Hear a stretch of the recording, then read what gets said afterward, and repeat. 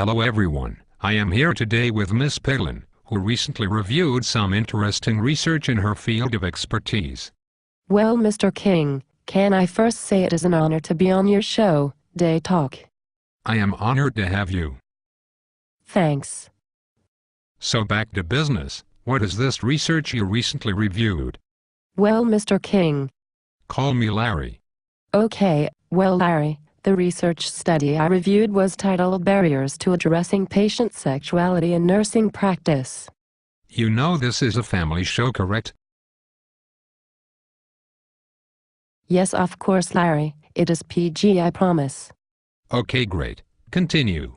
Yes, well, it was mostly regarding the general lack of sexual assessment in a nursing assessment. I see. You know, I used to evaluate lots of research articles myself. Oh, really? Yes. Would you mind if I asked you an obnoxiously long string of questions? Not at all. I am a politician, you know. Ha ha, of course. So first question then. Did the abstract include key elements of purpose, design, sample, selected results, and conclusions? The abstract only included information on purpose and conclusions. The design, sample, and results were only available if read within the full text. What is the study problem? The difficulty nurses have discussing and assessing patients' sexual issues. What is the study purpose? To evaluate if the difficulty comes from salient nurse attitudes and beliefs, or possible from demographic information such as patient type, years worked as a nurse, etc. Does the literature review include current, relevant previous studies and theories? Yes, the literature review includes at least 3 recent pieces and many more that are not as recent. All were relevant. Is a particular theory or model identified as a framework for the study? Is a map or model of the framework provided for clarity? A descriptive, correlational study was used.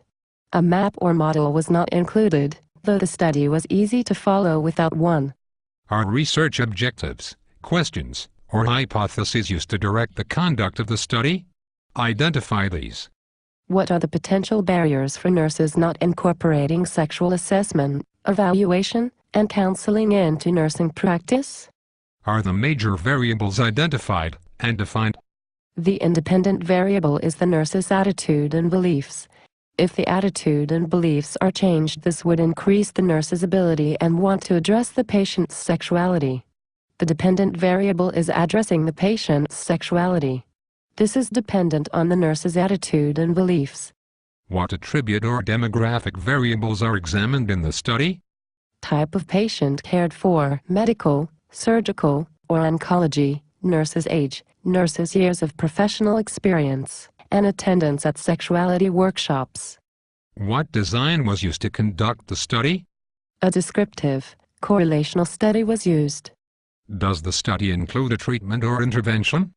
The study suggests educational programs to help nurses understand how to include sexual assessments and why they are important, but does not implement them for the study. What was the inclusion and exclusion sample criteria? There was none. All nurses were included that worked in the care areas selected.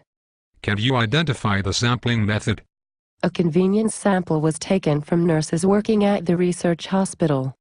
Discuss the sample size, power analysis, acceptance rate, and attrition rate. Well, Larry, an ANOVA power analysis with alpha set at 0.05 and power set at 0.08 indicated that a sample size of 132 was needed, so our sample size of 148 nurses was sufficient. All nurses accepted, and there was no attrition. Was institutional review board approval obtained from the university and/or agency in which the study was conducted? Was informed consent obtained from the subjects? No, we waterboarded the nurses until they told us what we wanted to know. What? I'm just kidding, Larry. Approval for the study was obtained from the Wayne State University, and consent was implied with a return survey being filled out. Oh, what was the study setting? The study setting was several care areas including inpatient and outpatient clinics at a metropolitan hospital in Detroit, Michigan. Can you identify the name of each measurement method, the type of measurement method, and reliability and validity of the scales used. The instrument used. Sexual Attitudes and Beliefs Survey (SABS), using a 6-point Likert response format. 1 equals strongly disagree to 6 equals strongly agree is accurate and reliable. The survey used follows the Likert format, which is an industry standard. How were study procedures implemented and data collected during the study? Data collectors handed questionnaires to nurses while at work during a 2-day period. An anonymous questionnaire was given to nurses to fill out without putting any identifying information on the sheet. All questionnaires were returned in sealed, unmarked envelopes whether completed or not. Also, a demographic sheet was used to obtain information about levels of professional education, years worked as a nurse, and characteristics of the work environment. What analysis techniques are used to describe the sample?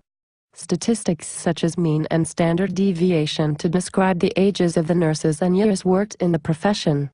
What were the statistical procedures, the statistics, and specific results? Statistics included correlational tests, SABS, t-tests, and analysis of variance, ANOVA. SABS test results showed the most common barrier was the belief that discussing sexuality causes the patient anxiety. The greatest barrier came from the nurses' belief that patients do not expect nurses to discuss sexual concerns, and that 72.3% of nurses believed giving patients permission to talk about sexual concerns was a nursing responsibility. However, only 1/3 actually made the time to do so. A t-test was used to determine whether SABS mean scores differed for nurses attending sexuality seminars compared to nurses who had not. Mean scores for nurses who attended sexuality seminars were significantly lower than nurses who did not attend this type of seminar. Lower numbers indicate a higher likelihood to address sexual concerns. The ANOVA test revealed a significant difference in responses of nurses as to the type of patient cared for, whether medical, surgical, or oncology. Any p-value less than 0.05 is significant, and the p-value in this test was 0.005. Surgical nurses were less likely than oncology nurses to consider discussing sexuality with patients essential to their health outcomes.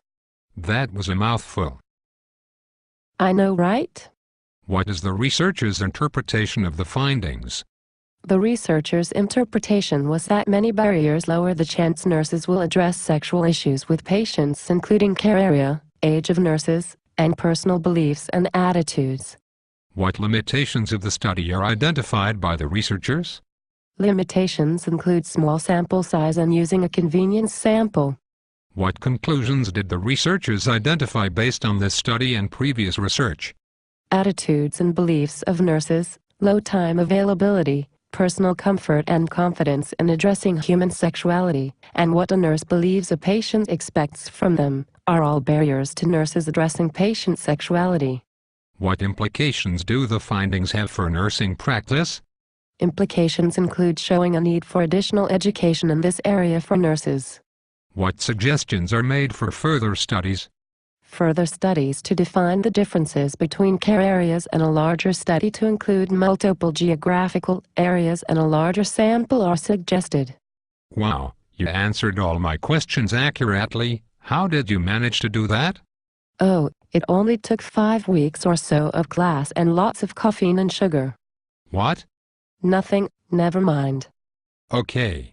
So now that I have asked you my long, obnoxious string of questions, would you like to add your comparison and analysis? Yes, I would. If I didn't know any better, I would say that was scripted. Ha ha, of course it's not.